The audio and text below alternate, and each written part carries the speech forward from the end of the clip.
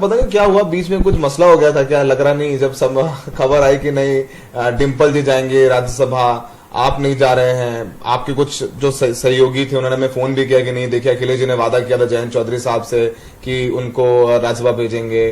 कार्यकर्ता हैं कई वेस्टर्न यूपी में, नेताओं का भी फोन आया कि क्या हो रहा है, तो क्या कुछ मामला फंस गया था कि डिम्पल जाएंगे आप जाएंगे? क्या उन्होंने घोषित तो ऐसा कुछ किया नहीं था, 2 कैंडिडेट्स की घोषणा हुई थी, तो इसलिए ये अटकलें लोग लगा रहे थे कि देर हुई तो क्या डिम्पल जी का नाम चल रहा था, चर्चित था कि उनका एक हक बनता है, लेकिन अंत में उन्होंने फैसला लिया। मैं समझ सकता हूं, मैं भी टिकट बांटता हूं, तो जब होता है चयन करना पड़ता है तो बहुत कठिन फैसले होते हैं, बहुत चीज देखनी पड़ती है, बैलेंस करना पड़ता है। लेकिन मुझे खुशी है, हमने कोई एक राज्यसभा सीट के लिए समझौता नहीं किया था, इसलिए किया था कि हम दोनों में एक आपस पे एक विश्वास है और वो विश्वास कायम रहेगा।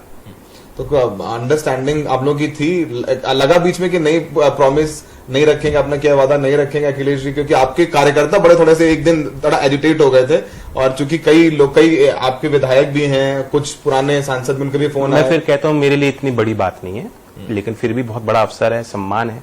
6 साल का मुझे मौका दिया है राज्यसभा का, और उस सदन में जाकर किसान की और नौजवान की और गठबंधन के कार्यकर्ताओं के सम्मान की रखवाली मुझे करनी है, तो बड़ा अवसर है। लेकिन ऐसा नहीं कोई कि यही इशू था कि मैंने जिद पकड़ी हुई थी या ये कहीं हमारे बीच अड़चन बन रहा था, ऐसा नहीं था।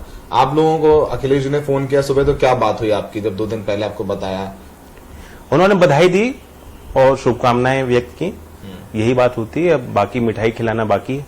मिठाई खिलाना। कब आप जा रहे हैं नॉमिनेशन फाइल करने के लिए? 30 तारीख की सुबह, क्योंकि 29 तारीख को दिल्ली में कार्यक्रम है, कल चौधरी चरण सिंह जी की 35वीं पुण्यतिथि है, सुबह हवन होगा और उसके बाद सामाजिक न्याय सम्मेलन का आयोजन विज्ञान भवन पे हो रहा है, तो ये कार्यक्रम करने के बाद ही मैं लखनऊ जाऊंगा 30 तारीख को सुबह।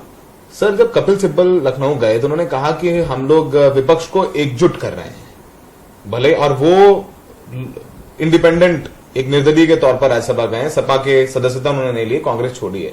वो क्या एक आप लोगों की लोकसभा चुनाव की तैयारी है कि लाइक माइंडेड पार्टीज साथ में आए? क्या उसमें कांग्रेस नहीं होगी? किस तरीके की बातचीत होगी? क्योंकि आप भी एक उसमें प्लेयर, हम लोग कहते हैं पॉलिटिकल भाषा में, प्लेयर हो सकते हैं, या आप भी उसमें साझेदार हो सकते हैं। क्या 2024 की क्या तैयारी चल रही है? माइनस कांग्रेस के आप लोग एक थर्ड फ्रंट बना रहे हैं? नहीं, प्लस कांग्रेस माइनस कांग्रेस का भी सवाल नहीं है, सवाल मुद्दों का है। मुद्दों पे सहमति हम लोग बनाएंगे और कई ऐसे मंच बनेंगे जहां हम लोग साथ मिलकर अपनी बात रख पाएंगे। कल भी एक अवसर है, कल विभिन्न पार्टियों के नेता आ रहे हैं दिल्ली में, चौधरी चरण सिंह जी को भी वो श्रद्धांजलि देंगे। लेकिन जो हमने बात रखी है, 2 मुख्य बातें, एक तो हमारी मांग है जाति गणना की। जब भी कोई कोर्ट में जाता है तो ये दलील दी जाती है कि आपके पास डेटा नहीं है। सरकार खुद कहती है हमारे पास डेटा नहीं है।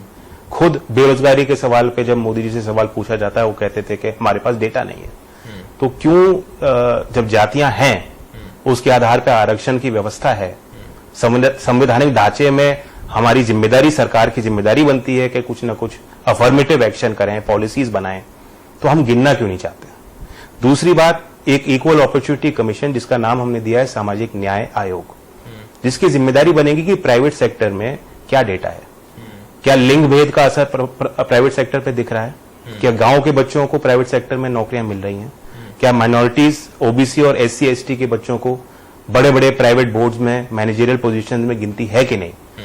तो कई चीजें हैं, उसके बाद नीतियां बनेंगी, उसके बाद एक कार्रवाई हो सकती है। तो ये 2 मांगे हमारी कल हैं और सभी पार्टियां जो विपक्ष में हैं वो सम्मिलित होंगी।